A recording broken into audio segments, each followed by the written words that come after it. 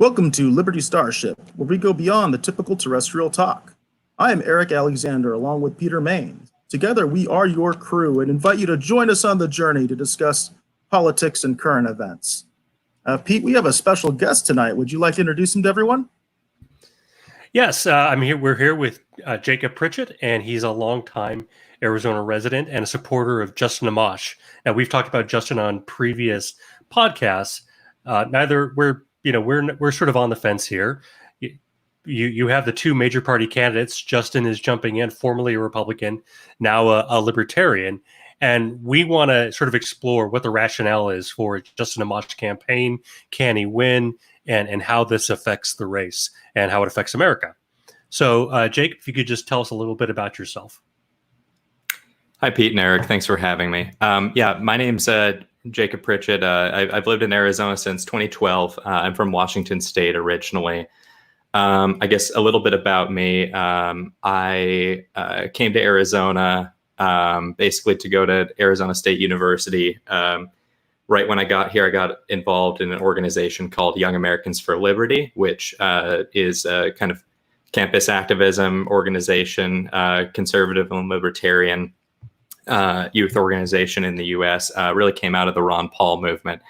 And I, when I was probably about 16 at high school, I was watching Ron Paul videos about YouTube and reading about libertarian, ideology and like ideas and everything, and really was struck by a lot of the things that Dr. Paul was saying, especially in his speeches on the floor in the House of Representatives and everything, and really came to embrace the ideas of freedom. And I sort of resolved to, when I started college, to sort of try to get involved, trying to win hearts and minds for the ideas of freedom. And that's what I kind of try to do with Young Americans for Liberty. While I was there, got involved in the Republican Party on a local level a little bit, helped out some candidates, still trying to promote these ideas of, freedom, non-aggression, not initiating force against people. Some people would call it like fiscally conservative and socially liberal, if you want to like explain it to people in a way that is easy for them to understand. But it's basically don't hurt people and don't take their stuff. And that's kind of what I sort of promoted. I was also involved in starting actually an organization called Students for Self-Defense, which advocated for people's right to defend themselves on campus, be that with, whatever kind of weapon that they wanted, like a pepper spray, stun gun, even a firearm, but also teaching them how to defend themselves. Politics-wise, over time, I got a little disillusioned with the Republican Party, especially after it went in this populist, direction. It seemed like people weren't really willing to like listen to reason. They were kind of They took some really kind of sharp turns in, I think, misguided attempt to win, maybe own some libs. I think that stuff's all well and good, but I think they kind of became the enemy of their own purpose. But that's mostly my story. Recently, I joined the Libertarian Party for the first time ever. And so that's just a matter of, if I understand that correctly, you just pay a fee typically. I've read it was like usually less than $50 to become a member of both your state and national Libertarian Party. Yeah, so I joined the Libertarian Party online, paid some membership fees. I might look into some other stuff later. I kind of did like a really basic level thing. That's something I definitely encourage doing. If you do decide that you'd like to support the Libertarian Party and the stuff that they're doing, go and pay their fee. It'll help them pay for their campaigns. And when I was a teenager, I got some nice pamphlets from the Libertarian Party that explained, a lot of their positions on things like corporate welfare and stuff like that and everything. That somebody has to pay for that stuff, so that could help. Also, registered libertarian in the state of Arizona. That's good for keeping their stature up in your local. So register in your local state if your state has partisan registration. That can be kind of a double-edged sword, because right now the Libertarians in Arizona are considered a major party, so it's actually harder for them to get on the ballot, if I understand correctly. Sort of. So the situation in Arizona, and granted, I'm new to the Libertarian Party, so don't be mad if I butcher That's things. okay. But basically, there was a court decision that the Libertarians kind of advocated for to keep other people from being involved in their primaries. They wanted to close it off.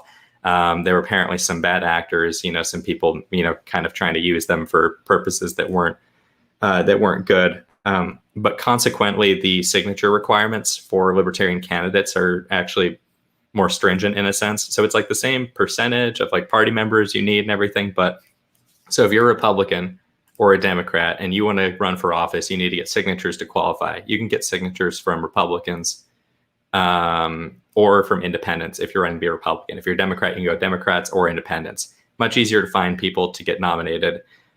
For Libertarians, the raw signature requirement is lower, but you can only reach out to Libertarians, like people who are registered Libertarian, and there aren't as many of them. It's hard to find. It's hard to get a walk list out of that, So like if you went to a mall and went to try to ask people if they were Libertarian to get them to sign your nominating petition or something, good luck with that. That's going to be difficult. Right.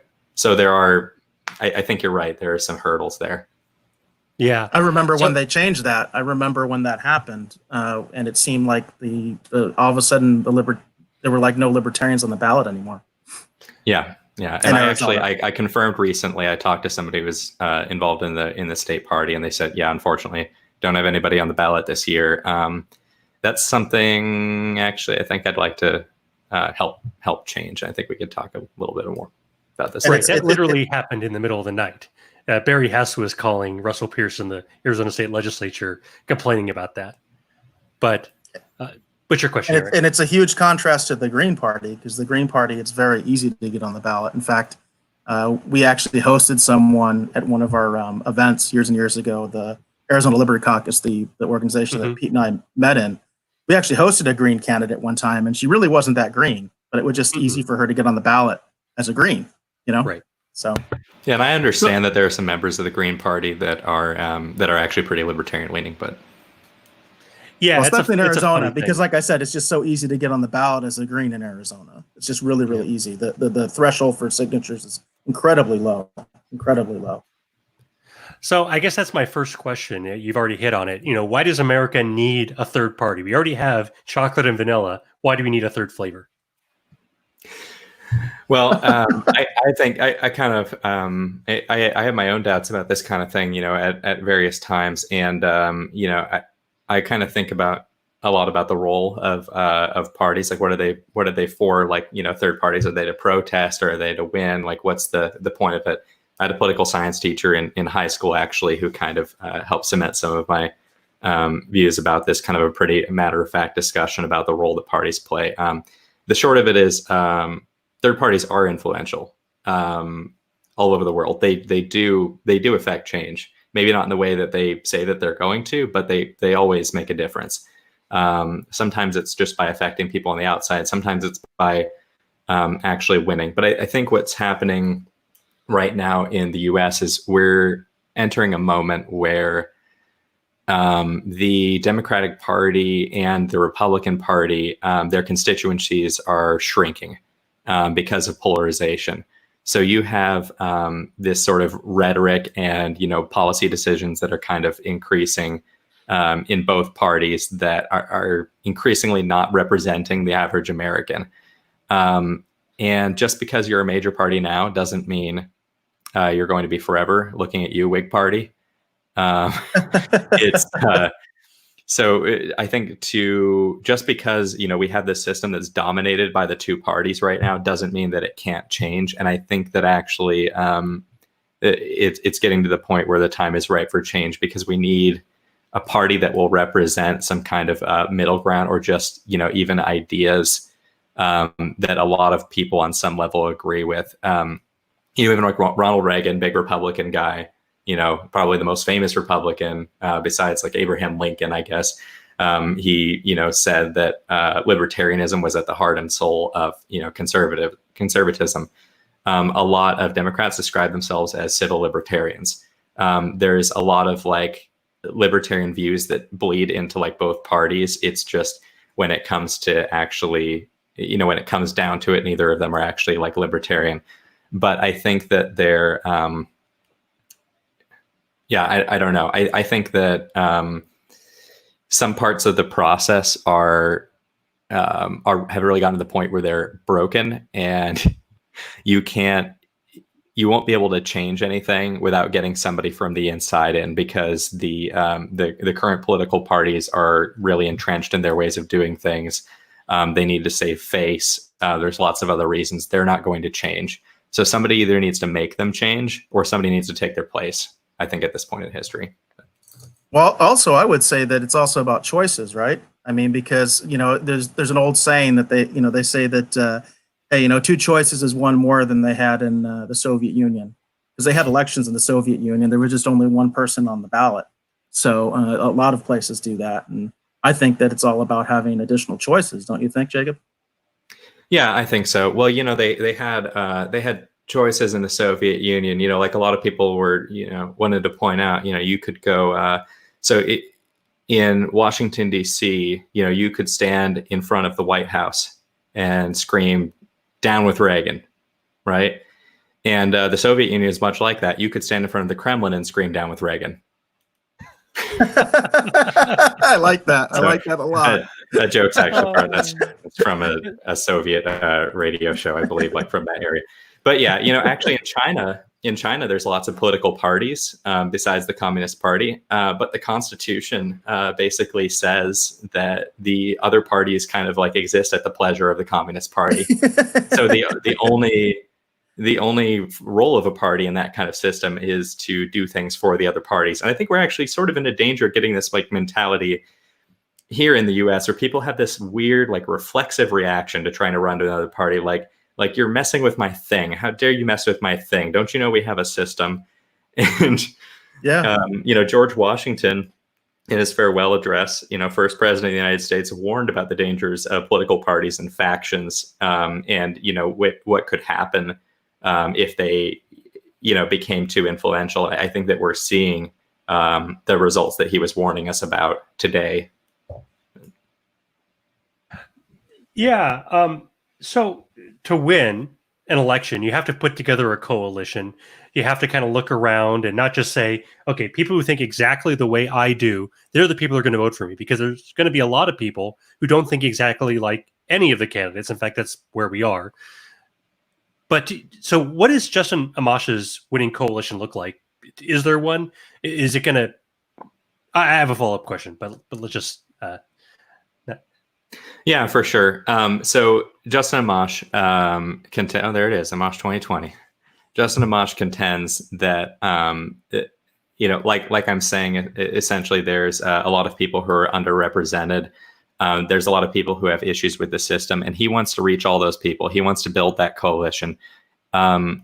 This will necessarily involve, bringing people on who aren't really libertarian. Like, I think a lot of people are missing this. Like, the goal is not a mass conversion. That rarely works. Like you're saying, you need to build coalitions. I think that two major things that I think I always thought people should focus on, and he is focusing on, I think, which is great, is there's two things that government does a lot that hurt a lot of people and could be, reined in to a degree. One of them is cronyism. Government takes your resources and they give it to the politically influential. So big businesses, unions, institutions, stuff like that. You saw this in the recent bailout that they did. Everybody got these stimulus checks and they made this big deal about it. But most of the money did not go to individuals. Most of the money went to connected businesses and organizations. And we saw a lot of cases where a lot of these businesses were wasting the money right after they got it, or even before they got it.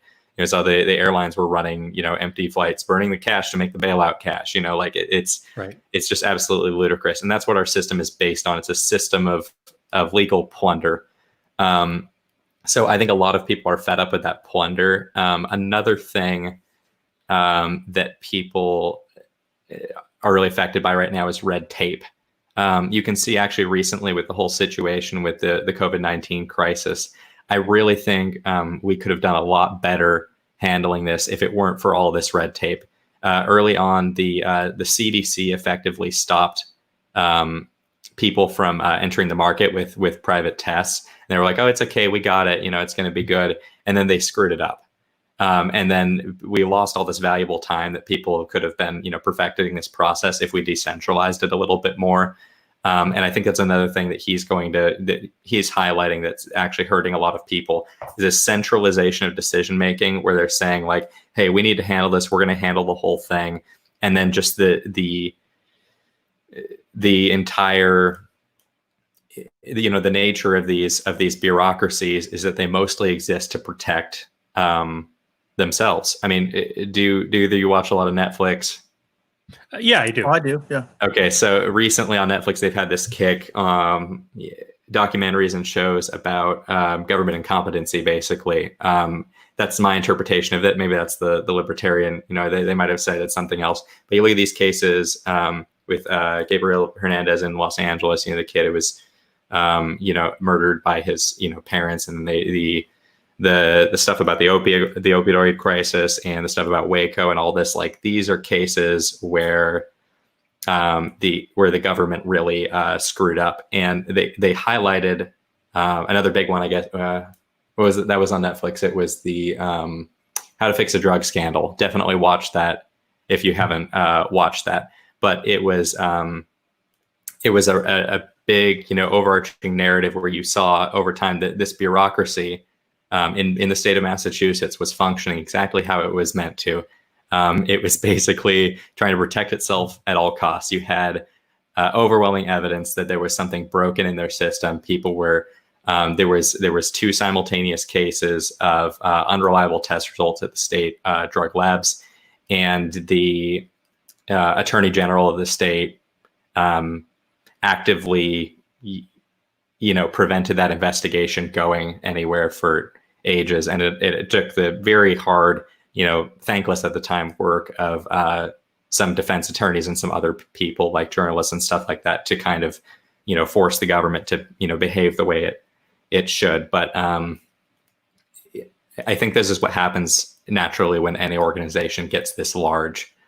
So we need checks on that kind of power, because we can't have all the decision making, centralized in these people's hands. Now, you mentioned that we have to reach out to a broad coalition, which I agree with. Now, the other side of that argument, you have some people like Jacob Hornberger, Michael Malice, Dave Smith, Tom Woods, who have been saying, conservatism is just progressivism driving the speed limit. If you don't swing for the fences, if you don't have a clear choice, why should people vote for you? Why shouldn't people just vote for one of the 2 major parties? What do you think of that approach? I think that different people are motivated by different things. I think that you have to acknowledge the fact that anybody who joins your cause isn't necessarily going to be in it for the same reasons that you are. You look at all the influential social movements in American history. There were people involved with very different motivations. A lot of people like to talk about the Baptists and the bootleggers. Both of these groups, wanted prohibition for their, various differing reasons. But the same thing is kind of true, I think, of political movements. You have some people who are ideologues, maybe. They have like this idea, this is the ideal version of government, this is the ideal version of society or whatever. And they're going to try to convert people and evangelize and bring people their cause. But I think that if you want to actually move the needle in your direction, you're going to have to get people involved who don't necessarily, agree with what you agree on. And it's not even that you really have to compromise on your principles. You just have to think about, okay, what am I trying to do? What goal am I trying to achieve? And then focus on the things that are going to bring you, do something that, affects change in a positive direction, in a way that you can get other people on board. Yeah. Ron Paul had End the Fed, Trump had the wall, Bernie had Medicare for all. It seems like if you're going to run as sort of an outsider candidate, you need that signature issue that brings people in and makes them realize that you do offer something tangible. Maybe there's an issue for you that was the light bulb moment for you with Justin Amash. What do you think that is for Justin, or do you think he has yet to put that out there? Well, I got to be honest with you. I think the reason that this might not be the best reason for everybody, but the reason I started supporting Justin Amash, very early on, I followed him is because I looked at him and I was like, this is somebody who earnestly wants to do his job correctly. He understands like what the Constitution is there for. He understands. He has this foundational understanding of. I guess both ideology and just kind of like, economic truths that helped kind of like form this ideology, and it sort of drives like everything else he does. So in his case, I think it's individual rights and the rule of law. So this idea that there's a purpose to the law. It's the organization of the collective right to self-defense. It's there for everybody's benefit. But when you start doing certain things, it's dangerous to the very goals that you're trying to achieve. But honestly, I mean, just advocating for limiting government and restraint in government consistently, explaining everything he was doing and why he thought it was the right thing to do, taking his oath of office seriously, it's like he's not there to do what lobbyists want him to do. He's there to do his job correctly. And I thought about this when I was thinking about, when they were saying he was considering running for president. I thought, this is the first person, if I get to vote for him for president, he will be the first person I've ever voted for president that I actually liked. And it's amazing. But like, I can look at this person like, I know that we elect him. He's going to do his best, to actually do his job. And it's you should be able to say that for anybody running for president, but like I don't think that that's the case. So that's kind of what made me support it. I think he understands the proper role of government, and that's his main issue. And you need to package it in different ways, obviously, because that just it sounds a little like floaty when you say it that way. But he says we need a government that secures our rights, supports equality before the law, and cronyism. Like, these are some bullet points that I think people can get on board with. Yeah, it's not very concrete. To a large degree, I'm not a boomer who has a history of, should I say it, sexual allegations against me. For a lot of people, that's a big thing. People don't trust the president. People don't trust Biden, who has a long history of lying about his biography and plagiarizing speeches, all kinds of things. So I think it's kind of an obvious question. Do you think that his age helps him, just because he's a Gen X type? Do you think that adds anything? I don't really know. I think that should help. He's brilliant. He just turned 40, I think. So he's really, pretty young to be running for president. I think it's nice to have somebody who can kind of like represent, millennials and Gen Xers in this thing where you have, two people who are, really much older with maybe all the, I guess kind of like culture and, ideas that go along with that. I don't want to be ageist. Like, I don't think like, if you're younger, you're necessarily like better or anything like that. That's not really, and a lot of people spend too much time on that. I don't think that's really the point. But I think it could work in his benefit that he's older. And his question about messaging, like, I don't want to act like I can speak, for him or for his campaign or anything. They probably have a way more articulate way of putting what his message is that I do. And right now, I'd like to remind everybody what we have is an exploratory committee. There's technically no campaign yet. So he did announce he was interested in running for president. He has not secured a nomination yet. He's not, going to be on any ballots yet. If everything just, stayed exactly like, how it is, he would be on no ballots. So I anticipate more to come. I think a lot of you are going to be, pleased with what you see. Maybe some people won't be pleased with what they see, but like, Obama didn't always have, change we can believe in, or yes, we can, or whatever. Like, that happened, at some point or another. So I think you'll get some kind of thing that you can, that you can rally around. It might be a little bit different than what you've seen with other candidates, though, because unlike other people, I think that he doesn't just focus on platitudes. I think that that's one of the main like distinguishing differences. There isn't there isn't any one like platitude that can like, sum up what you should do as president. So Right. Well, I think one thing that's interesting about Amash, at least right now in this preliminary stage of the campaign, like we were talking about that tweet earlier off the air. I wish we were talking about where he says he's going to do things like end asset forfeiture, end the war on drugs. He's going to end this, end foreign wars, end this. I'm going to get rid of this, get rid of this, get rid of that. But at some point, what Amash needs to do is also say, well, this is what I'm going to add. You know what I mean? Like this is what I'm going to bring new to the table. And I haven't seen that yet. Have you seen that? Yeah, I've seen one thing, and I think maybe people aren't focusing on this enough. So I think I would like to point it out because I think it's very good. It's just, I don't know, it might be not meaty enough for like some of the pundits or something, but I think it's very important. So we should probably try to get people to get it. And it's that Congress is broken.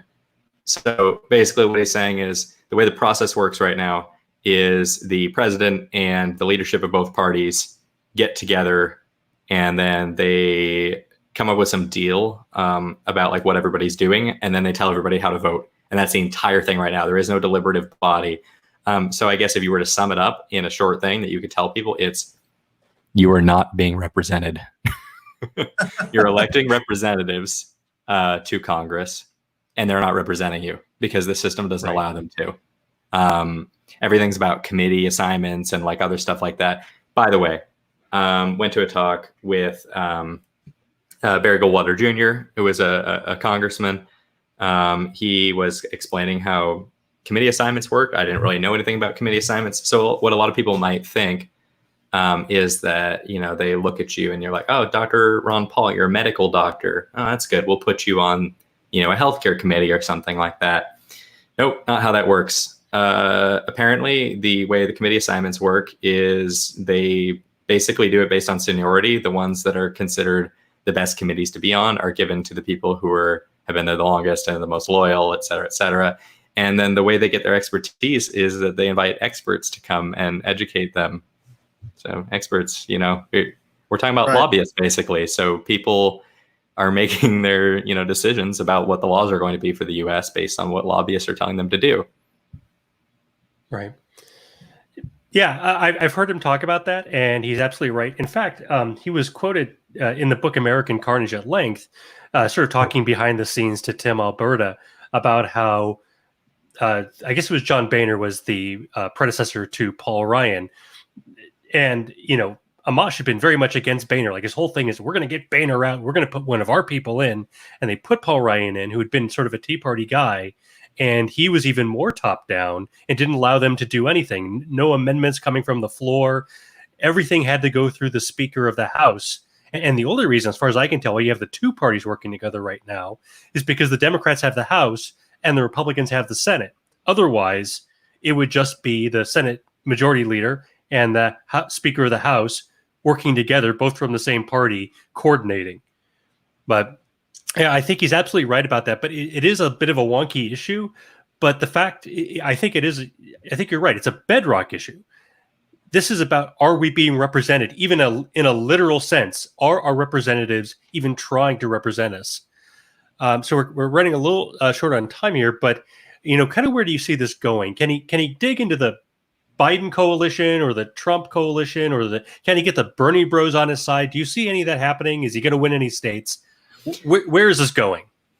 I think it can happen. I think what needs to happen is it needs to dawn on people that something is broken and needs to change. And I know people have a short political memory, but just think about like what the Republicans have been doing, what the Democrats have been doing, what they've been promising you. Have they ever delivered on their promises? I mean, you have the Republicans always run on like limited government. The Democrats always run on like social justice or something. Like it just never actually pans out the way that they say it's going to. And sometimes they just shift every 10 years on like what their positions are. It's like it's all just some big kind of game. So I think if you can hammer home the point that our republic, representative democracy, it isn't working, and that we could make a change. This is something concrete Justin Amash said that he would do. He said, I'm not going to participate in this process. If you elect me to be president, I'm not going to collaborate with the leaders of the two houses and the parties to make these decisions. I'm going to force them to bring it to Congress and deliberate, because that's what Congress is supposed to do. Your representatives are supposed to represent you in this body, debate, write laws that way. That's how it's supposed to work. So if people, I don't know, if people want to fix, the Democratic Republican system of government, which people are saying all the time, right? Like, democracy is broken. How many times have you heard that? This is your way to fix democracy. Every 4 years. Yeah. Yeah. I think that this is your best shot at fixing democracy. So that's kind of, if that point, can get through to people, then I think that he'll have more success than people are thinking. Also, I'd like to point out that he constantly surprises people. I remember when he was running against this guy, I think his name was Brian Ellis, in his primary in Michigan. A lot of his colleagues, in the House dumped him. A lot of his donors dumped him. A lot of people went to this guy. The guy was rich. He was funding his own campaign. He ran a lot of like nasty stuff, calling Justin Amash like a friend of Al Qaeda and all this other kind of stuff. Beat the guy by more than 10 points, I think, which wasn't something a lot of people were anticipating. They were like, all right, we're going to stab him in the back and then he's going to go away. But that didn't happen. He's been remarkably, for the amount of times people have said, you're going to go any day now. He's been around since 2010. So, yeah, and that attack, calling him a friend of Al Qaeda, is especially offensive if you realize that Justin Amash is an Arab Christian. Right. Yeah. His parents are from the Middle East. He says, dad was a refugee, mom's an immigrant. They're from Syria and Palestine.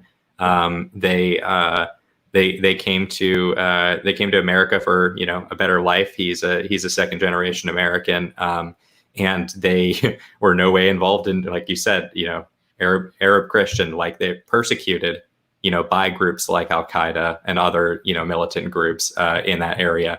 So the idea that you could make that association and kind of do that dog whistle, you're like, look at this Arab guy, he's doing, like, that's just awful. But I'm going off on a tangent. No, I think it's an excellent point, and I'm glad you made it. A lot of people have been saying that they think he's a Muslim, and it's a very strange thing. So I guess, well, thank you for coming on, and we've had a lot of good questions and a good discussion, I think. One final question, is taxation theft? Taxation is theft. There we go. All right. Well, thank you for being on the show, Jacob. We really appreciate it. Yeah, thank you for having me. All right. Thanks, Jacob. Appreciate it.